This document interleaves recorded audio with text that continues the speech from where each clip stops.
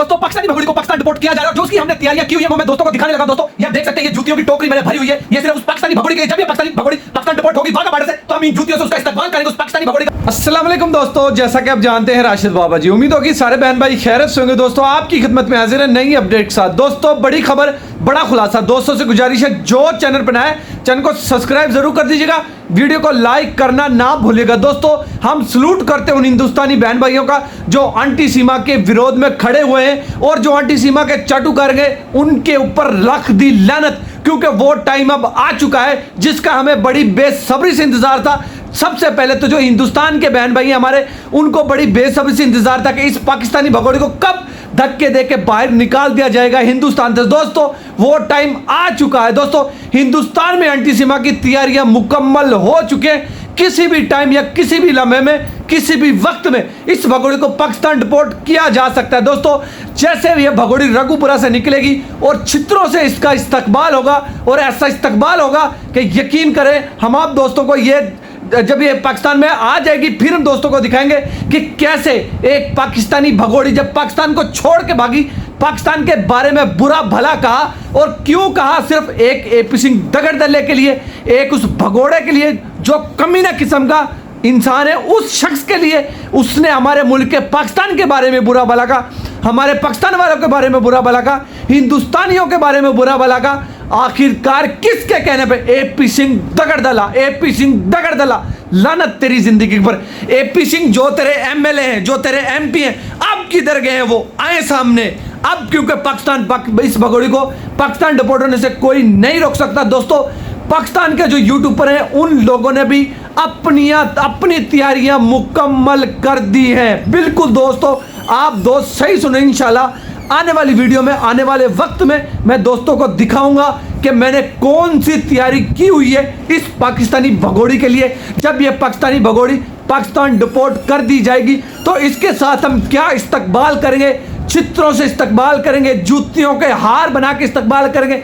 वो गधा होता है ना, उसके ऊपर बिठा के, इसके सर की गंजी करके और मुंह के ऊपर कालक लगा के फिर इसका वाघा बॉर्डर का चक्कर लगवाएंगे। इस पाकिस्तानी भगोड़ी को उस गधा के ऊपर बिठा के और चक्कर लगवाएंगे, यूं लेके जाएंगे। ये भगोड़ी आगे आगे होगी उस गधा के ऊपर बैठ के, और हम पीछे पीछे होंगे, और इसके गले में जूतियों के हार होंगे। जो एंटी सीमा के चाटुकार हैं, जो एंटी सीमा के समर्थन करते हैं, जो एंटी सीमा को सूंघने वाले हैं, उनके लिए बहुत बुरी खबर है कि एंटी सीमा को बहुत जल्द पाकिस्तान डिपोर्ट किया जा रहा है। अब ये लोग क्या करेंगे? अब ये लोग कुछ नहीं कर सकते, ना ये कुछ करने के लायक रहे हैं, क्योंकि मोमिन मलिक सर ने कह दिया था कि जो जो इस भगोड़ी की सपोर्ट में, जो इस भगोड़ी की सपोर्ट कर रहे हैं और जो इसका साथ दे रहे हैं, उनको भी जरूर सजा होगी। सबसे पहले नित्रपाल को सजा होगी, फिर उस मरे हुए चूहे काले कौवे को सजा होगी, और फिर जो वो पंडित था उसको सजा होगी, और जो एंटी सीमा के चाटुकार हैं, जो रघुपुरा में आसपास चंद चाटुकार एंटी सीमा के तलवे चाटते हैं, उनको भी सजा होगी। बेशक 2-2 साल की हो या 7 साल की हो, उनको सजा जरूर होगी। क्यों होगी? क्योंकि इस पाकिस्तान का साथ देने से, जितना इस पाकिस्तानी भगोड़ी ने भागने से, अनलीगल तरीके से ये भगोड़ी भागी थी, इतना उसने भागने का जुर्म किया था, इससे ज्यादा उनका जुर्म होता है जो अपने घर में उसको प्रवेश, उसको पनाह देते हैं। तो आखिरकार एपी सिंह, मरा हुआ चूहा, काला कौवा, नित्रपाल की पूरी फैमिली इस कांड में बराबर की मुल्लवस है। तो उनको सबसे ज्यादा सजा उन लोगों को होगी, क्योंकि इस पाकिस्तानी भगोड़ी को अपने घर में पनाह दी थी और अपने घर में प्रवेश किया हुआ था। तो इसलिए सबसे ज्यादा उन लोगों को सजा होगी जो इनके घर में ये रह रही थी रघुपुरा में। और अब देखते हैं जो एंटी सीमा के चाटुकार हैं वो क्या करते हैं और कौन सा नया गुल खिलाते हैं। वो कुछ करने के लायक रहे ही नहीं है, क्योंकि मोमिन मलिक सर ने इतना कानूनी शिकंजा उनके ऊपर तंग कर दिया है कि उस पाकिस्तानी भगोड़ी को पाकिस्तान डिपोर्ट होने से कोई भी दुनिया की ताकत, कोई भी दुनिया का कानून नहीं रोक सकता। ये जितने पॉलिटिशियन थे सब नाकामयाब हो गए, जितने बड़े बड़े नेता थे सब नाकामयाब हो चुके। एपी सिंह दगड़दल्ला वो भी नाकामयाब हो चुका है, और वो मरा हुआ चूहा काला कौवा, उसकी तो क्या औकात थी? उसकी कोई औकात नहीं थी, उसको तो कोई गली का बच्चा भी नहीं जानता था। हैदर भाई के बदौलत, हैदर भाई के बच्चों की बदौलत उस मरे हुए चूहे काले कौवे को लोग पहचानने लगे थे, जानने लगे थे। वरना तो कोई कौन जानता था कि ये किस नाली का ये कीड़ा है, मरा हुआ चूहा काला कौवा। ये किसी नाली का कीड़ा नहीं है, किसी गटर का ये कीड़ा नहीं है, पता नहीं ये किस अपने आप में क्या बना फिरता है। इसके घर में एक टाइम की रोटी नहीं पकती थी, तो हैदर भाई के बच्चों की बदौलत, हैदर भाई के बच्चों का सदका ये खा रहा है, ये भड़वा, ये मरा हुआ चूहा काला कौवा उनका सदका खा रहा है। उनके बदौलत इस भड़वे का घर चल रहा है, नित्रपाल का घर चल रहा है और पपीता रानी का घर चल रहा था। अब आखिरकार पपीता रानी को ऐसा क्या हुआ जो पपीता रानी इस भगोड़ी से दूर जाना शुरू हो चुकी थी, क्योंकि पपीता रानी के ऊपर 3 FIR पहले भी हो चुकी थी। दोस्तों हमने गुज़श्ता वीडियो में भी ये जिक्र किया था कि पपीता रानी को घर पे पकड़ने के लिए पुलिस के एहलकार आए थे। दोस्तों वो क्यों आए थे? क्योंकि पपीता रानी ने यह कहा था कि पपीता रानी सरकारी गवाह बनने के लिए तैयार है, और पपीता रानी ने यह लिख के भी दिया था कि ये पाकिस्तानी भगोड़ी, मेरे इससे कोई नाता नहीं है, कोई संबंध नहीं है, ना मैं इसको जानती हूँ, सिर्फ ये हमारे पड़ोसी हैं और इससे अलावा मेरा इनसे कोई रिश्ता नहीं है। तो इसलिए उस भगोड़ी ने पपीता रानी के ऊपर 3 FIR करवाई हुई थी। तो इसीलिए पपीता रानी से पूछताछ करने के लिए उसके घर पे पुलिस आई थी।